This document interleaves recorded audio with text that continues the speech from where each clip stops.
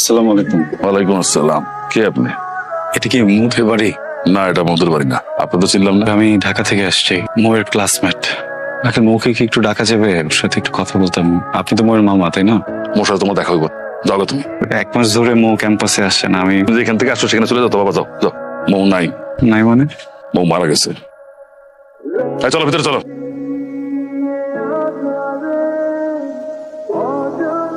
পোলারা দেখো বৃষ্টিতে ভিজা কেমন শীতে কাঁপতাছে। একটা মেয়ে মারা গেছে শোনার পরে বেহায়ের মধ্যে দাঁড়ায় আছে। এতবার বললাম যাও গা, তাও যায় না। কত অসহায় যে লাগতেছে পোলাটারে। এই তুমি কি পাগল হয়ে গেছে? এই বৃষ্টিতে দাঁড়া দাঁড়ায় ভিজলে কি তোমার কাছে মৌ চলে আসবে? তোমার কতবার বসে চলে যাও, তুমি তাও ছুটির মতো দাঁড়ায় আছো এখানে। আমার না এখান থেকে যেতেও ইচ্ছা করছে না। মনে হচ্ছে যে মৌ আমার আশেপাশেই আছে। তো থাকি না আজকে রাতটা, কালকে সকালে চলে যাব। মোর কি হয়েছিল? ওর কি হয়েছিল সেটা আমারও জিজ্ঞেস করতেছো কেন? মৌরে যা জিজ্ঞেস করো। আপনি আমাকে বলবেন মোর খবরটা কোথায়?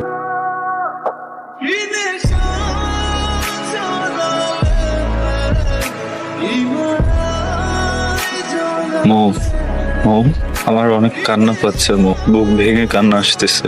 আমি তো তোমাকে অনেক ভালোবাসি না? এত ভালোবাসার পরে কেন আমাকে ছেড়ে চলে আসছো তুমি? আমি কি অনেক বড় ভুল কিছু করে ফেলছি? আমাকে একটাবার বলতা। মো, তুমি কি আমার কথা শুনতে পাচ্ছ মো? তুমি কি একবার আমাকে একটু স্পর্শ করতে পারবো মো? মো, তুমি আমাকে শুনতে পারতেছো মো?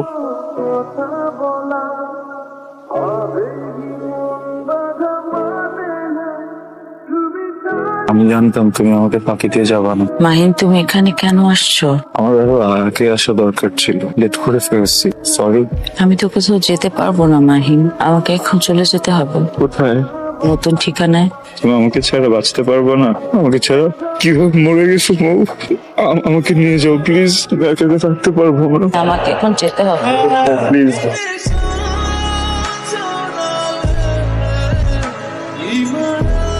কালকে জ্বরে কাঁপতেছিলা, বেহুশের মতো পড়েছিলা। আর তুমি তো কালকে বেশ সরের মতো কাপড় উপরে পড়েছিলা। দেখো বাবা, গ্রামের কেউ যদি জানে যে তুমি আমার ঘরে থাকো, মান সম্মান থাকবো না বাবা আমার। তুমি যাও গা। আর তুমি তো এখানে থাইকা শুধু মোরও মান সম্মান নষ্ট করতেছো। তোমার কাছে হাত জোর করে অনুরোধ করি বাবা, তুমি যাও গা। আপনি কি পাগল? খাবারটা খায়ালন, খাওয়ার পর ওষুধ খেতে হবে। আপনার গায়ে অনেক জ্বর। আপনি যদি খাবারটা খান তাহলে আপনার একটা খুশির সংবাদ দিব। কি সংবাদ? এই খাবারটা খায়ালন, তারপর বলো। আব্বা আপনারে মিথ্যা কথা কইছে। মো আপুর কিচ্ছু হয় নাই। এই যে কবরটা দেখেন না, ওইটা আমার দাদুর কবর। আমাকে তোমার আপুর কাছে নিয়ে চলো। আপনারে আমি লইয়া যাবো, কিন্তু এখন না, মাগরিবের পরে। শোনো, আচ্ছা আমি একটু বেরোচ্ছি, আবার একটু দেখে আসি। ঘন্টা 2-3 সময় লাগতে পারে। তুমি ভিতরে গিয়ে দরজা লাগিয়ে বসো। আপা, তুই এখানে কি করতেছিস? আমারে মাফ করে দিও।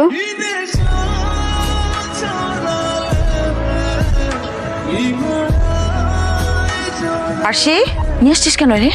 নিয়ে যা এখান থেকে, তাড়াতাড়ি নিয়ে যা। তোমার সাথে একটু কথা ছিল। মাহিন, তুমি এখান থেকে চলে যাও। কেন করছো এমন?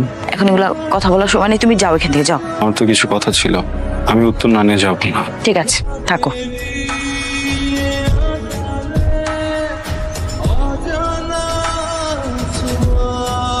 মাহিন, আল্লাহর ওয়াস্তে তুমি এখান থেকে চলে যাও। যে কোনো সময় কিন্তু চলে আসবে, বুঝছো? অনেক বড় ঝামেলা হয়ে যাবে। আপনি শোনেন।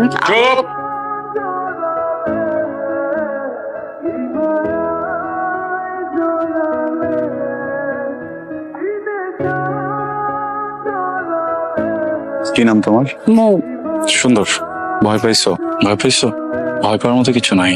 তুমি তো অনেক লক্ষ্মী, শান্ত, সুন্দর, এই জন্য তোমাকে ভালো লাগছে।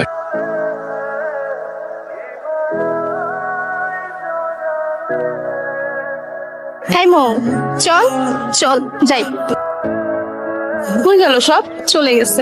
কেমন আছো তুমি? ভালো। আমি ভালো নাই, গতকাল থেকে অনেক জ্বর। তোমার জন্য কাউকে যদি কিছু বলতে চাই আর বলতে না পারি, তখন খুব জ্বর আসে। আই লাভ ইউ মো, অনেক ভালোবাসি। তোমার সরলতার প্রেমে পড়ে গেছে।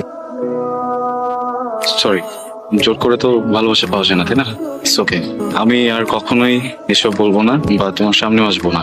ভালো থেকো। আসো। I love you two.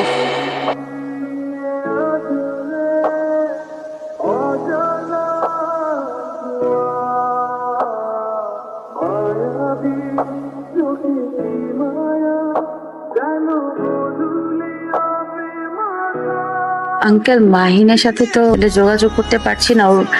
ওর শরীরের কি অবস্থা এখন? মাহিনের শরীরের খোঁজ তোমার আর না নিলেও চল। তোমাদের মতন মেয়েকে আমি খুব ভালো করে চিনি। ঢাকা শহরে কেন আসো তোমরা? লেখাপড়া করতে? মোটেও না। তোমাদের একটাই টার্গেট থাকে যে ঢাকায় এসে একটা বড় লোকের ছেলে পটানো। তোমাদের মতন মেয়েদের জীবনের লক্ষ্য তো একটাই, টাকা, শুধু টাকা।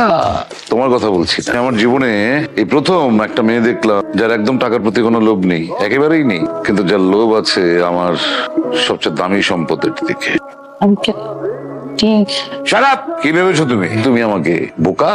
তুমি গ্রাম থেকে উঠে এসে আমার ছেলেকে তুমি পটিয়ে ফেলবে আর আমি বুঝবো না?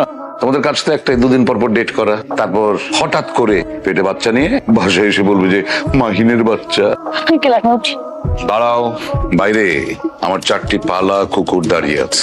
তুমি যদি ওদের খাবার হতে না চাও তাহলে আজ এক্ষুনি তুমি শহর ছেড়ে চলে যাবে।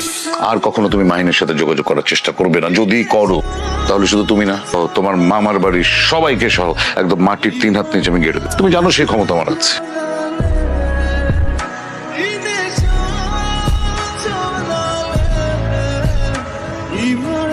আপনারা তো সবই শুনলেন, সবই জানলেন, আর ওরা শাস্তি তো দেওয়া হয়েছে অনেক।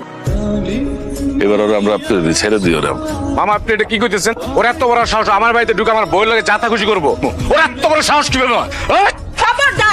কি করলি? ওর গায়ে কোনো হাত দিবেন না। কি করলি? আমার যত খুশি মার, কিন্তু ওর গায়ে কোনো হাত দিবেন না। আবার কথা? আমি বাজারে নিয়ে তুলে রাখি। আপনি শোনেন এখান থেকে রামগমন্দির কি? আপনি আমার গায়ে হাত তুলতেছেন কিসের জন্য? ভুল আমি করছি। আমি তোর লগে অনেক বড় অন্যায় করে ফেলেছি রে মা।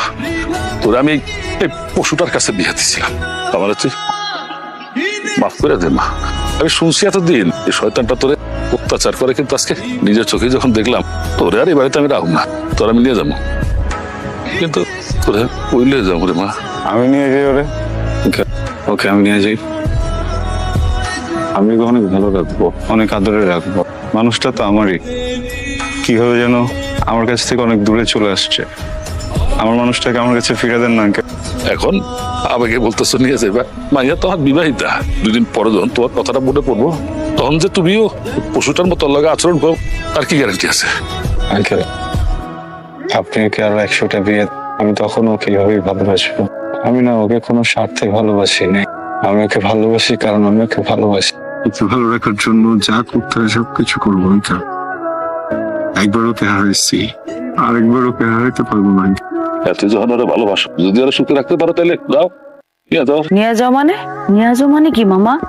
আমার সিদ্ধান্ত কোনো দাম নাই? ইউনিভার্সিটিতে পড়তে গিয়ে মানুষটা আমাকে ভালোবাসে, আমিও তাকে ভালোবাসতাম, কারণ মানুষটা আসলে ভালো। কিন্তু তার পরিবার আমাকে কোনোদিন মেনে নেয় না, আমাকে বাধ্য করছে তার কাছ থেকে দূরে চলে আসতে। না তোমাদের কাছে তোমরা মনে করছো যে এখন যে বিয়ে দেয়া, তোমাদের সিদ্ধান্ত মেনে নিছি, যে মানুষটার সাথে সংসার করলাম, প্রথমেই বুঝা বললাম আমার স্বাভাবিক হওয়ার জন্য সময় দরকার। সে আমার কথাটা বুঝলো না, সে আমার সিদ্ধান্তে কোনো মূল্য দেয় না। তুমি আবার এই মানুষটার কাছে আমাকে তুলে দিতেছ। আমার সিদ্ধান্ত কি কোনো দাম নাই মামা? আমাকে কেউ জিজ্ঞেস করলো না একটা বারো আমি কি চাই। মাহিনা, আমি তোমার ব্যাপারটা বুঝতেছি তুমি কত কষ্টে আছো। আমি ছোটবেলা থেকে এটাই জানি যে এই মানুষের বিয়ে একবার হবে। আমার তো বিয়ে হয়ে গেছে মাহি। আমার স্বামী খারাপ হোক ভালো হোক, আমার সংসার তার সাথে করতে হবে। আমি এই সংসারে যখন পা রাখছি, এখান থেকে বের হবে শুধু আমার লাশ।